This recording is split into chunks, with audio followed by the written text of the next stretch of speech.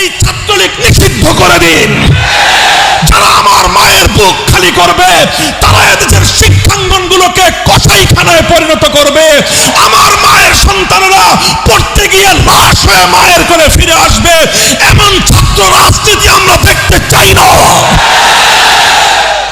অবস্থা অনেকটাই এমন, আজ বাংলাদেশকে ভালোবাসাই সবচেয়ে বড় অপরাধে পরিণত হয়েছে। দেশের স্বার্থে কথা বলবেন, পিটিয়ে মারবে, অভিযোগ করবার কোনো জায়গা নাই। সংগ্রামী সাথী ও বন্ধুগণ, আমার কথা হলো এভাবেই অন্যায়, অবিচার, জুলুম, শোষণ, দুর্নীতি, জনগণের সম্পদ লুণ্ঠন ফিরিস্তি কয়টার দিব, কয়টার কথা বলবো? তানহামা দাগ দাগ সুদ, পুম্বা কুজা কুজা নেহাদ, সারা শরীর ক্ষত বিক্ষত, মলম আর পট্টি আমি কয়খানে লাগাবো? এভাবেই চলবে। মুসলমানদের জনপদ, মুসলমানদের দেশ যতদিন পর্যন্ত কোরআন সুন্নাহ খেলাফতে রাশেদের শাসনের দিকে ফিরে না যাবে, গণতন্ত্র দিয়ে মুক্তি আসবে না, সমাজতন্ত্র দিয়ে জনগণের অধিকার প্রতিষ্ঠা হবে না, কোন তন্ত্রমন্ত্র জাতির মুক্তি আনতে পারবে না। সঙ্গে কূটনৈতিক সম্পর্ক ছিন্ন করেন, এর জন্য যদি ইউরোপীয় ইউনিয়ন আমাদের উপর কোনো অবরোধ আরোপ করতে চায়, ইউরোপীয় ইউনিয়নকে বৃত্তাঙ্গুলি প্রদর্শন করেন। অর্থনীতি যদি ধস নামে আমরা পেটে পাথর বেঁধে জীবন ধারণ করব, 3 বেলার পরিবর্তে 1 বেলা করে আমরা আহার গ্রহণ করব। আহার গ্রহণ করতে না পারি, নবীর ইজ্জত পক্ষে ধারণ করে জীবন দেওয়াকে নিজেদের জন্য গৌরব মনে করব। আমাদের গলার উপর দিয়ে ছুরি চালিয়ে দাও, আমাদের রক্ত দিয়ে আল্লাহর জমিনকে রঞ্জিত করে দাও, আমরা তোমাদের বিরুদ্ধে ততটা ক্ষিপ্ত হব না। আমার নবীর ব্যঙ্গ চিত্র অঙ্কন করলে আমরা যতটা ক্ষিপ্ত হই। আমাদের বুকগুলোতে বুলেটের আঘাতে তোমরা ঝাঁঝরা করে দাও, আমরা আমাদের বক্ষগুলোকে তোমাদের সামনে পেতে দেওয়ার জন্য প্রস্তুত রয়েছি। মুসলমান হওয়ার যেই হও, জুলুম করবা, ইসলাম আমাকে জুলুম বরদাস্ত করার শিক্ষা দেয় নাই। তুমি হিন্দু হও, মুসলমান হও, জুলুম করতে আসবা, তোমার হাত ভেঙে দিতে শিক্ষা দিয়েছেন আমার নবী। আমার সরল প্রাণ মুসলমানদের সন্তানদেরকে বিবর্তনবাদ শিক্ষা দিয়ে নাস্তিক প্রজন্ম গড়ে তুলবার চেষ্টা করছো। যখন আমরা দেখি তোমরা এমন এক সংস্কৃতি বাস্তবায়ন করার চেষ্টা করছো, যেই সংস্কৃতির বিরুদ্ধাচরণ আমরা না করলে আগামী দিনে প্রতিটি মুসলমানের ঘরে ঘরে বিভিন্ন মূর্তির আখড়া গড়ে উঠবে। এই দৃশ্য দেখবার পর খোদার কসম খেয়ে বলি, চুপ থাকা নিজের জন্য বৈধ মনে করি না। মনে রাখবেন, যদি এভাবেই ধর্মপ্রাণ মুসলমানদের তাদের আবেগ অনুভূতি ইসলামের অকট্য বিধানকে উপেক্ষা করে আপনারা এভাবেই যদি একটার পরে একটা ইসলাম বিরোধী কার্যকলাপ পরিচালনা করতে থাকেন, আপনাদের সাথে এদেশের ধর্মপ্রাণ মুসলমানদের স্থায়ী বৈরিতার সম্পর্ক তৈরি হবে। স্থায়ী বৈরিতার সম্পর্ক তৈরি হবে। এদেশের ধর্মপ্রাণ মুসলমান প্রতিটি ক্ষেত্রে আপনাদের বিরুদ্ধে অবস্থান নিতে বাধ্য হবে। নির্বাচনের সময় আপনাদেরকে রুখে দেওয়ার জন্য মাঠে নামতে আমরা বাধ্য হব। প্রধানমন্ত্রী, ওরা আপনার দুশমন, সরকারের দুশমন, ওরা বাংলাদেশের দুশমন।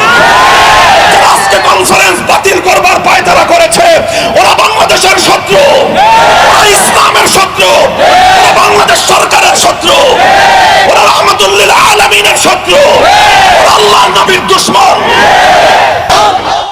নরেন্দ্র মোদী যদি আসতে চায়, একটা করে ঝাঁটা আর একটা করে জুতা,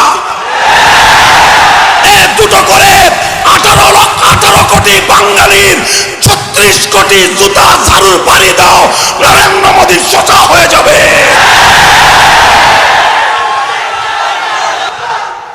আমরা যখন দেখব আল্লাহর ঘর ধ্বংস করে, মসজিদে অগ্নিসংযোগ করে, আল্লাহর কোরআন জ্বালিয়ে ভস্ম করে দিয়ে, মসজিদের মিনার থেকে আজানের মাইক খুলে ফেলে হনুমানের গেরুয়া পতাকা তুলে দেওয়ার পর সেই খুনিকে কোন সম্মানের আসনে বসাবার চেষ্টা করা হচ্ছে, আল্লাহর ঘরের ইজ্জতের হেফাজতের জন্য কিয়ামত কায়েম হয়ে যাবে।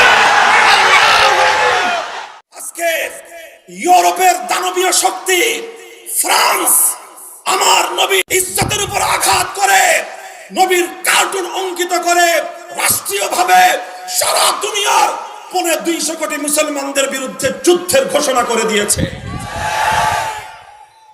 ফ্রান্সের ইসলাম বিরোধী যুদ্ধের বিরুদ্ধে, মানবতা বিরোধী যুদ্ধের বিরুদ্ধে, আল্লাহর পয়গম্বরের ইজ্জতের উপরেই চরম আক্রমণের বিরুদ্ধে মধ্যপ্রাচ্য আজকে ফুঁসে উঠেছে।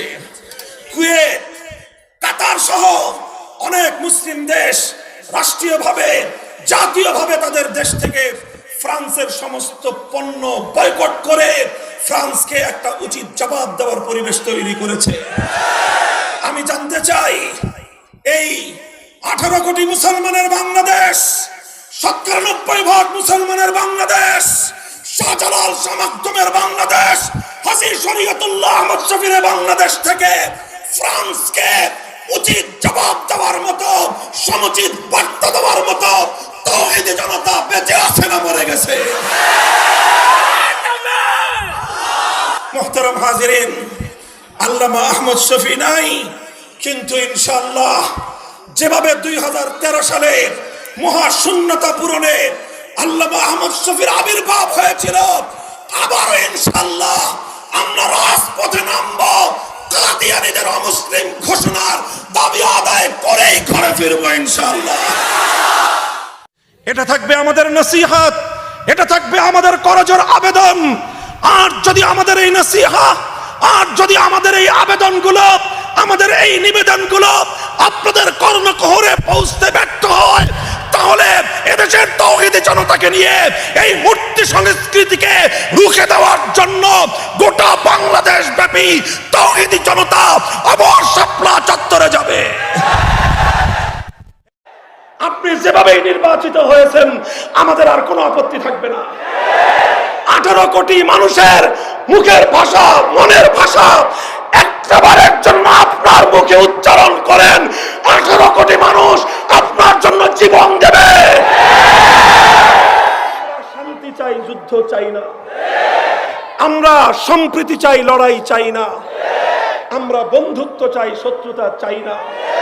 কিন্তু মনে রাখবে, যদি আমাদের বন্ধুত্বের হাতে তুমি গাদ্দারির রক্ত লাগিয়ে দিতে চাও, সম্প্রীতির জায়গায় যদি সাম্প্রদায়িকতার আগুন জ্বালিয়ে দিতে চাও, 80 কোটি মুসলমান গজওয়াতুল হিন্দের হাতিয়ার নিয়ে জিহাদের ময়দানে নামবে, জিহাদের ময়দানে নামবে। এজন্য সোজা হয়ে গেছে মাথার টান।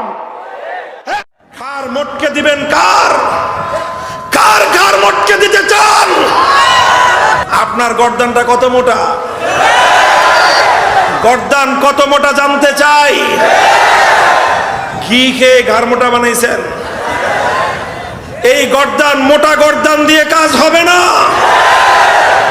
যদি ভাষা, নম্র ভাষা ব্যবহার করতে না জানেন, সভ্যতা ভদ্রতার শিক্ষার যদি অভাব থাকে, আপনার মন্ত্রিত্বের ঘাড় এদেশের মানুষ মোটকে ছাড়বে ইনশাআল্লাহ।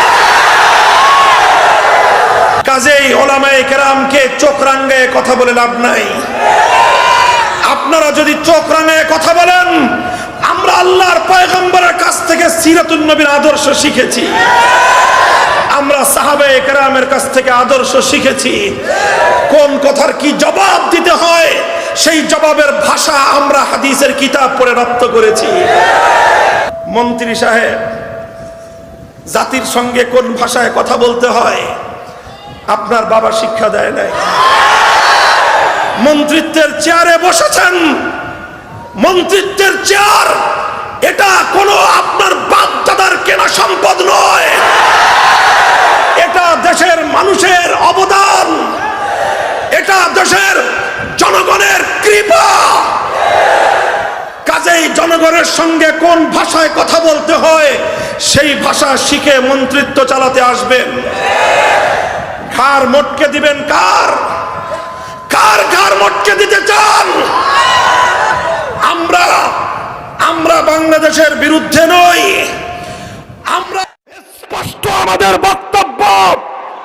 রাশেদ খান মেনন তারপরে মুরগি চোরা শাহরিয়ার কবির, সুপ্রিম কোর্টের বিচারপতি মানিক সাহেব কাদিয়ানীদের পক্ষ নিয়ে মাঠে নেমেছে।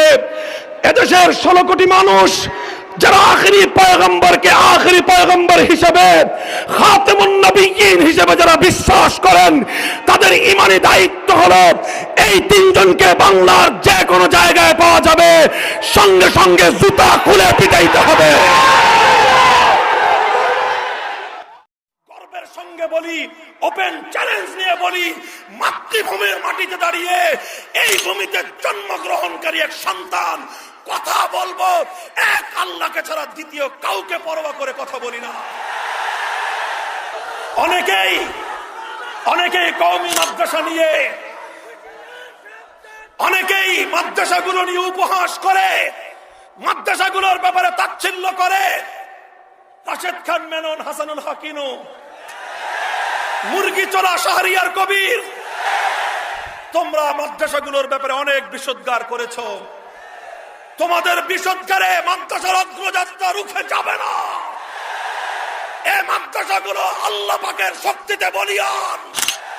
এই মাদ্রাসাগুলোকে দুনিয়ার কোন শক্তি পেট্রোনাইজ করে না।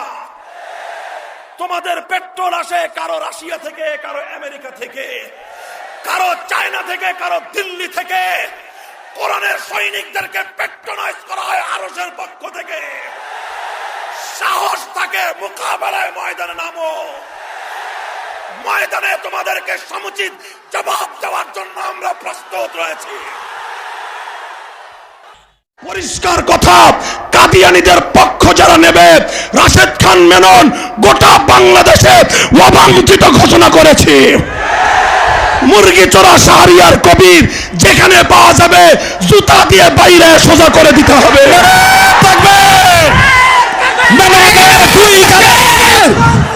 জুতা মারো তালে তালে, শাহরিয়ার কবিরের 2 গালে জুতা মারো তালে তালে, জুতা মারো তালে তালে।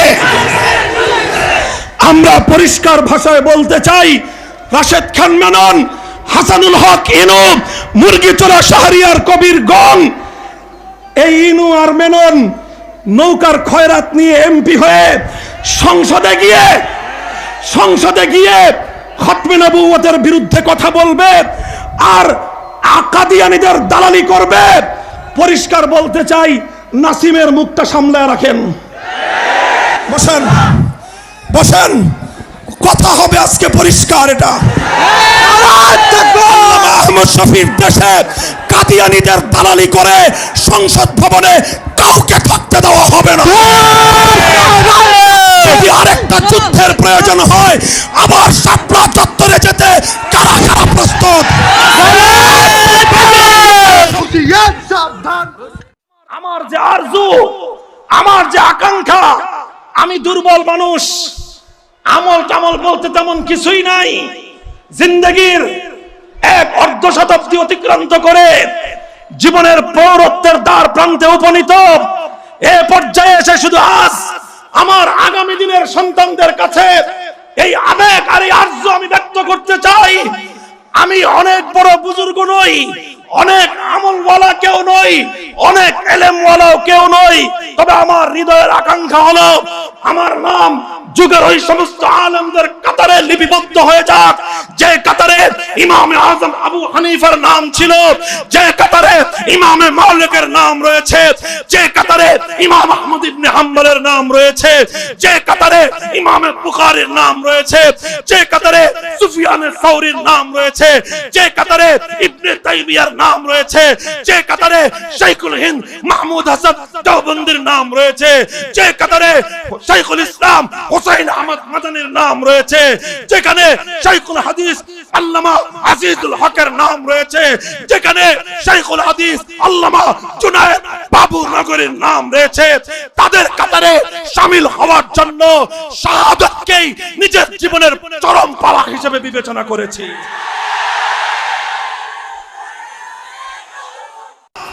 আজ নবীর নামে যারা কটূক্তি করেছে, সে যে ধর্মাবলম্বী হোক না কেন, সে যেই ধর্মাবলম্বী হোক না কেন, স্পষ্ট ঘোষণা হলো নবীর দুশ্মনের কোন ধর্ম পরিচয় নাই, নবীর রাজনৈতিক পরিচয় নাই, নবীর দুশমনের কোনো গোত্রীয় কোনো বংশীয় পরিচয় নাই। নবীর দুশমনের একটাই পরিচয়, ও মানবতার দুশমন, ও বিশ্ব সভ্যতার দুশমন, ও আল্লাহর নবীর দুশমন, সে আমাদের জানের দুশমন।